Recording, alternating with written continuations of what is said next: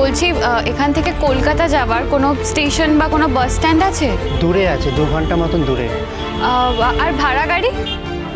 এখান থেকে পেয়ে যাবেন সামনে, আপনি এখান থেকে যেতে পারেন। ওকে, থ্যাংক ইউ।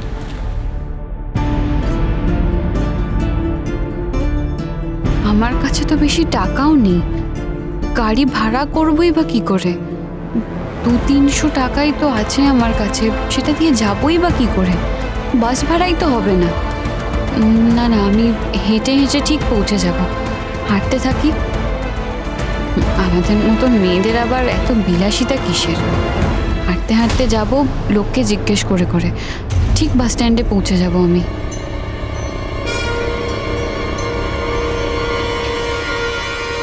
কি হলো বললেন না তো? কি করছেন এখানে আপনি? আপনাকে এতদিন পরে দেখে মনটা এত আনন্দে ফুরফুরে হয়ে গেছে যে আমি আমার বাক্য হারিয়ে ফেলেছি, বোবা হয়ে গেছি। তো বাজে কথা। দেখুন, সোজা একটা প্রশ্ন করেছি, তার সোজা উত্তর দেবেন, ব্যাস। তা না, একটা লোক যেহেতু বাজে কি করে বকতে পারে সেটা আপনাকে না দেখলে আমি জানতেই পারতাম না। আচ্ছা বর্দি, আপনি কি গোটা পৃথিবীটাকে আপনার স্কুল মনে করেন না? সবাইকে নিজের ছাত্র? এরকম বর্দির মতো আমাকে বকছেন কেন? হ্যাঁ ঠিক আছে ঠিক আছে, আপনাকে কিছু বলতে হবে না। আচ্ছা, কোথায় যাচ্ছেন? ভেতরে যাব, পথ ছাড়ুন। ও, আমি কি আপনার পথ আটকে রেখেছি নাকি? আমি তো এক চিলতে জায়গা নিয়ে কাঠির মতো দাঁড়িয়ে আছি, ভেতরে যেতে হয়, যান না। কে আটকেছে? নিজের চেহারার আয়তনটা কোনোদিনও দেখেছেন আয়নায়? না দেখলে বোধহয় কথাটা বলতেন না। ভেতরে যেতাম কি করে? আপনি তো পাহাড়ের মতো রাস্তা জুড়ে দাঁড়িয়েছিলেন। বর্দি, আপনি আমায় পাহাড় বললেন? ছি ছি ছি, শরীর তুলে কথা বললেন বর্দি। আপনি আমার বডি শেভিং করলেন। আমার মা যদি আজকে থাকতো না, দিত আপনাকে এক হাত। আপনার মা? হ্যাঁ, আমার মা। আমি কি অনাথ নাকি? আমার মা আমায় খুব ভালোবাসে, 4 বেলা করে খাওয়ায়। মাই তো খাইয়ে খাইয়ে আমাকে এরকম হিমালয় পাহাড়ের মতো চেহারা বানিয়েছে। দাঁড়ান, আপনি বলেছিলেন না যে আপনার 3 কুলে কেউ নেই? এই মনেছে, কখন কি গল্প দিয়েছি বইয়ের অর্ডার পাওয়ার জন্য কে জানে। কি হলো, মুখে কথা নেই কেন? আপনি এত বড় একটা স্কুলের হেডমিস্ট্রেস, অথচ আপনার জ্ঞানগম্যি দেখেন আমি খুব হতবাক হয়ে যাচ্ছি। মানে? মানে আমার মা বাবা কি কোনোদিন ছিল না নাকি? সব ছিল বর্দি, সব ছিল। আমার মা বাবা ভাই বোন ভরা সংসার ছিল। আমি বাবার পছন্দ মতো মেয়েকে বিয়ে করলাম না, তাই তো আমি ত্যায্য পুত্র করে দিল। আমার মা আছে, খুব রাগী, আপনার ডবল রাগী। হ্যাঁ, আমার মা যদি শুনতো না আপনি এরকম ভাবে আমাকে আজে বাজে কথা বলছেন, খুব রেগে যেত, খুব। আমার মা। অপরাধ নিও না ঠাকুর, অপরাধ নিও না। তুমি তো জানো এসব কথা না বললে কিছুতেই বইয়ের অর্ডারখানা আমি হাসিল করতে পারতাম না। এই অর্ডারটা আমার পক্ষে যে কতটা জরুরি সেটা তো তুমি জানো ঠাকুর। কি হলো, হাত জোর করছেন কেন? আপনাকে পেন নাম জানাচ্ছি। আপনার মতো গণ্যমান্য মানুষকে প্রণাম করাটা সেটাও কি অন্যায়? এতে আপনি রাগ দেখাচ্ছেন কেন? কি কি আমি রেগে যাচ্ছি? না, এখন রাগ যেটা, মাঝে মাঝে তো রেগে যাচ্ছেন, মানে ভয় লাগে জানেন। আপনি তো একটু ওই টাইপের তো, তাই। কি টাইপের? মানে ডেঞ্জারাস টাইপের। কি ভাবে চোখ পাকিয়ে তাকান কেন বারবার বর্দি? আপনাকে দেখলে না আমার ভয় কি মনে হয় জানেন তো? আমি যেন একটা ছোট্ট শিশু, আর আপনি হচ্ছেন বর্গি। বর্গি বোঝেন? বোঝেন না? বুঝিয়ে দিচ্ছি। খোকা ঘুমালো, পাড়া জুড়ালো, বর্গি এলো দেশে, বুলবুলিতে ধান খেয়েছে, খাজনা দেব। একদম চুপ। আমি বর্গিও জানি, বোর করা কাকে বলে সেটাও জানি। আপনার অতিরিক্ত কথা আমি বোর হয়ে যাচ্ছি। আর আপনি যে তখন থেকে আমার উপরে রাগ দেখাচ্ছেন তার বেলায় বুঝি কোনো দোষ নেই? শুনুন, আপনাকে একটা সহজ প্রশ্ন করেছিলাম, আপনি তার সহজ উত্তর দিতে পারতেন। তা না করে কোথায় মায়ের ব্যাপার, কোথায় হাত জোর, অসহ্য। আপনি জানতো আমি না ভেতরে গিয়ে জেঠুকে জিজ্ঞেস করবো যে আপনার মতো এরকম একটা বাচাল এবং অভদ্র লোক এই বাড়িতে কি করছে। আপনার যাওয়া দরকার নেই, আমি বলছি। আমি তো আপনার জেঠুকে খবরের কাগজ বিক্রি করি। আমি যে কাগজওয়ালা, আসলে অভাব তো, তাই বর্দি ওই বই বেচার পাশাপাশি আমাকে খবরের কাগজও দিতে হয় জানেন তো। এই গত মাসে যা বিল হয়েছিল ওই বিলের টাকাটা নিতে এসেছিলাম। আরেকটা কথা আপনাকে বলে দিই বর্দি, আপনারা সব বড়লোক মানুষ, আপনার বড়লোক আত্মীয়, ওই বাড়িতে গিয়ে আমার মতো একজন গরিব মানুষ অকিঞ্চিতকর বাজে লোকের ব্যাপারে কোনো কুটকচারি না করাই ভালো। আপনি একজন গণ্যমান্য মানুষ, আমার মতো একজন সাধারণ গরিব মানুষকে নিয়ে কুটকচারি করা কি আপনার মানায় বলুন? কি বলতে চাইছেন? আমি কুটকচারি? আপনার মুখে যা আসছে তাই বলে চলেছেন না? আর আমি কি বলেছি আপনি করেছেন?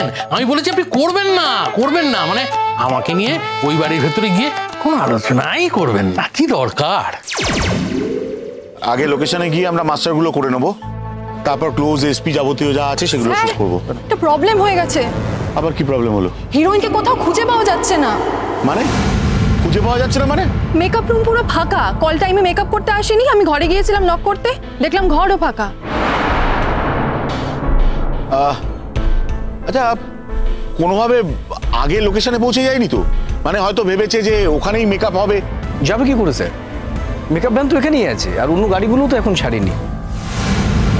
স্যার এখানেই হবে কোথাও আশেপাশে। তাও তো বটে। এই এক কাজ করতো, তোরা যা আশপাশটা গিয়ে দেখ। আরে দাঁড়িয়ে থাকিস না, যা ইয়ার।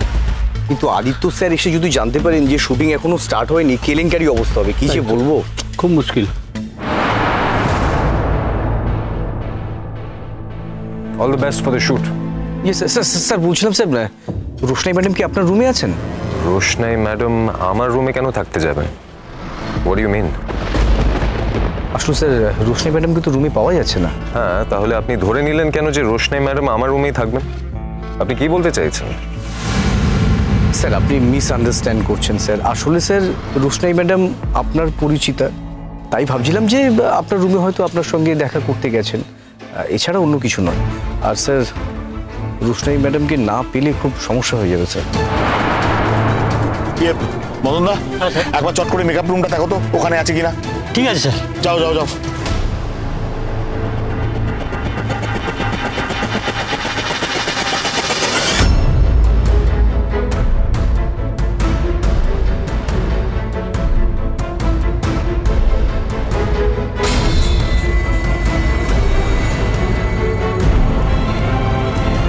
আচ্ছা, আপনি ওই রোশনাই বলে মেয়েটাকে দেখেছেন? না তো। দেখেননি? না। আচ্ছা তুই তুই ওই দিকটা যা, আমি এই দিকটা দেখছি। আচ্ছা দাদা, রোশনাই ম্যাডাম 102 নম্বরের চাবি দিয়ে গেছে? দেখছি, রিসেপশনে আসুন।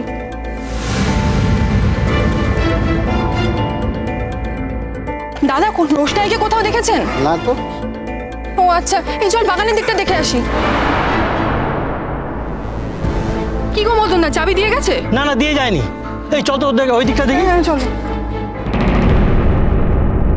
বলছিলাম বর্দি, এতক্ষণ রাস্তায় দাঁড়িয়ে আমার মতো একটা ইয়াং ছেলের সঙ্গে এত কথা বললে কিন্তু 5 জনে 5 কথা বলবে। হ্যাঁ, কি বলতে চাইছেন কি আপনি? আপনি তো দেখছি কিছুই বোঝেন না বর্দি। দুজন প্রাপ্তবয়স্ক নারী পুরুষ মুখোমুখি দাঁড়িয়ে ভাবে কথা বললে ব্যাপারটা আগুন আর ঘিয়ের মতো 5 জন 5 কথা বলবে। দেখেছেন, আপনি তখন থেকে প্রশ্ন করছেন আর আমি উত্তর দিচ্ছি, এতেই তো আপনার দেরি হয়ে যাচ্ছে, অকারণ দেরি হয়ে যাচ্ছে।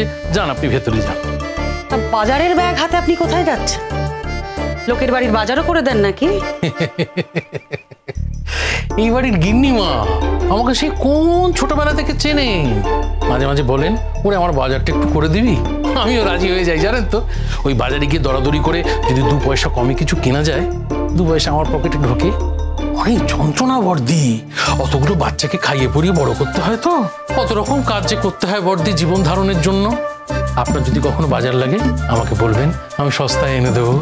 আর শুনুন একটা কথা, এই যে বাড়ির ভেতরে আপনি যাবেন, আপনাদের বড় লোকে কথা হবে তো, ওখানে আমার মতো একজন অকিঞ্চিতকর গরিব মানুষকে নিয়ে কথা না বলাই ভালো। আমাকে নিয়ে কোনো আলোচনা করবেন না, আমার ভারী লজ্জা করবে। আর আপনার দেরি করাবো না, আপনি ভেতরে যান। কতক্ষণ থাকবেন? সেটা জেনে আপনার দরকার। ফেরার সময় যদি আপনার সঙ্গে একটিবার দেখা করা যেত। কোনো চান্স নেই। জেঠুর একটা পেন আমার কাছে রয়ে গিয়েছিল, আমি সেটা ফেরত দিতে এখানে এসেছি। আপনার মতো তো আমার অফুরন্ত সময় নেই যে আমি। এই তো একটা বাজে কথা বলছেন বর্দি। আপনার মতো এত বড় স্কুলের একজন বর্দি আমার মতো একজন গরিব কাগজওয়ালা বইওয়ালার সঙ্গে দাঁড়িয়ে যে 15 মিনিট ধরে কথা বলে যাচ্ছেন, আপনার নাকি হাতে সময় নেই। আপনি একটা অসভ্য অভদ্র মানুষ। আপনি জানেনই না কার সঙ্গে কি করে কথা বলতে হয়। শুনুন, আমি যদি আর কোনোদিনও আমার স্কুলে ত্রিসীমানায় আপনাকে দেখেছি না, তাহলে আপনার এই ঠ্যাং আমি খোঁড়া করে ছাড়বো। ও সে কি? তাহলে তো আপনার সঙ্গে স্কুলে দেখা করতে গেলে আমায় হুইল চেয়ারে করে যেতে হবে দিদি। কি? আপনার কাছে বইয়ের টাকা পাই না? আপনি যদি আমার ঠ্যাংটা খোঁড়া করে দেন, আপনার স্কুলে তো টাকা চাইতে আমাকে হুইল চেয়ারে চেপে যেতে হবে। সেটা বিশ্রী ব্যাপার হবে। যাকে আপনারা দেরি করাবো না, আপনি ভেতরে যান। বাই। रोशनाई।